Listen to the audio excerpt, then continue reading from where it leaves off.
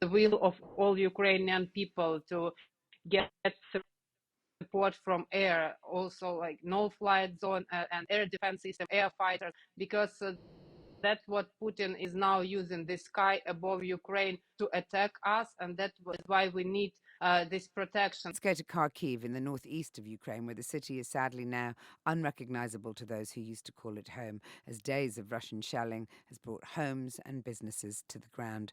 Maria Avdeeva is a Ukrainian security analyst, and she joins me now from Kharkiv. Maria, can you describe to me Kharkiv now as you're looking at it? How bad is the situation? Yeah, the situation is stably bad, and we are under the constant bombardments from Russian air fighters for more than 5 days now. So they start usually in the evening, and people start hiding somewhere in the shelters or in the ground for at this time. And then during the night there will be bombardments on residential areas throughout the Kharkiv, and you cannot find any safe place. And people try to flee Kharkiv, but it is almost impossible now because there is no safe road and no green corridor. And that means that if you are in the car heading somewhere, you can become easily target for a Russian missile.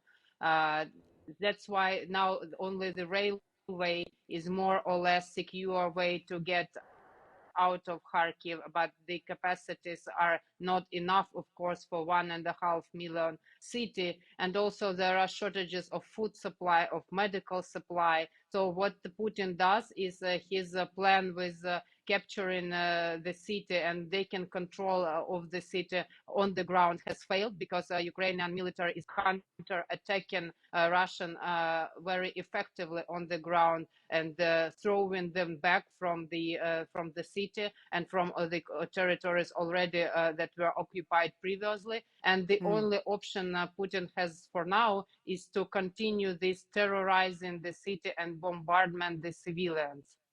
So when you hear President Zelensky calling on Western allies to support them with a no-fly zone, I mean, that's something that sounds like it would be absolutely imperative in order to save the citizens of your city from dreadful situation. Absolutely, that's the will of all Ukrainian people to get support from air, also like no-fly zone and air defense system, air fighters, because that's what Putin is now using the sky above Ukraine to attack us, and that's why we need this protection. It is not going only about Ukraine. You of course know that Russian troops are now taking control over nuclear objects here in Ukraine. They have already got a Chernobyl power nuclear station under control, Zaporizhia as well, and also other objects they are targeted. And that means that if we do not stop Putin and he continues bombarding the cities and also possibly the nuclear station, that will mean that the major disaster could happen. And it will not only be harmful for Ukraine, because nuclear energy has no boundaries and sees no boundaries. And we are on the verge of a major disaster that could actually threaten the whole Europe. Um, Maria, tell me why you decided to stay and how life has changed in the last 2 weeks in Kharkiv. Dramatically, I imagine. Are there many people left there? Yes, the life has changed dramatically now. When I see something that I was planning to do previously 2 weeks before, it seems like from the other world. And many people with children left because there is no possibility for any kind of normal life here. So you could either hide somewhere or sit inside. Everything is closed. The streets are completely empty. No transportation because there is no fuel in the city. So even if you have a car, there's no possibility for you to go anywhere. So the target, the civilians became the target of this aggression, and what we are also calling the international community to push and with all the possibilities of diplomatic talks for Russia on Russia to create this green corridor, but that green corridor should be created and lead to Ukraine, not to Russia, because what Putin, and his Ministry of Defense are proposing, that is very cynical way of behaving, because they are killing our people here and then propose Ukrainians to go on the Greek corridor to Russia, which is unacceptable, of course. You mentioned Chernobyl. We've been hearing reports here in the UK about a nuclear reactor that's been targeted by Russian rockets. Um, how serious are these attacks? I mean, it feels like that would be an extreme escalation, but from where you are now, rather than where we're sitting here in peaceful UK, how likely does the possibility of an escalation like that look? It is very likely because in Zaporizhia nuclear power station, Russian troops already were shelling the station during the night, so they already attacked it. Then they got under the station under their control, and Ukrainian personnel stays on their places because they want this.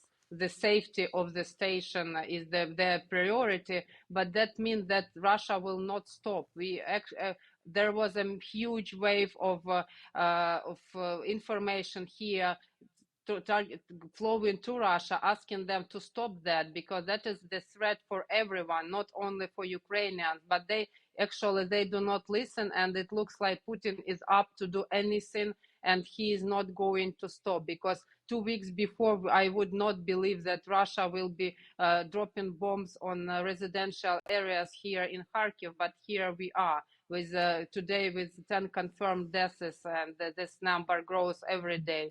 So he will not stop at that as well. Maria, why are you still there? You must fear for your personal safety. It must be hard to access food. Do you have power? How do you get by day to day? Yeah, it's there are some hard moments, and it is difficult to live here. But then I look at at President Zelensky, who stays in Kyiv, at others people who do stay here because it's our land and we are protecting our homes, and that's Russian soldiers who should go back home. And that is why I do not feel like leaving the city, leaving my home, because we never threatened Russia. That is Russia who is now an aggressor. And when you see such situation, when someone is bullying you, then you want to stand up and fight back. You don't want to run and leave the aggressor, your home. And so you want to fight and fight fiercely. And that's what Ukrainian military do here on the ground. And I myself see my role in given as much information about what Russia does here and about Russian war crimes as possible, because Russian authorities, they continue denying the crimes they commit here in Ukraine. They deny that they kill civilians, that they bombard innocent cities. So this information should be seen by the world, so that sometime the war criminals will stand before the court. Indeed. Maria Avdeeva, stay safe. We'd love to talk to you again. Thank you very much for joining me today. That's the Ukrainian security analyst in Kharkiv, Maria Avdeeva. And we'll continue.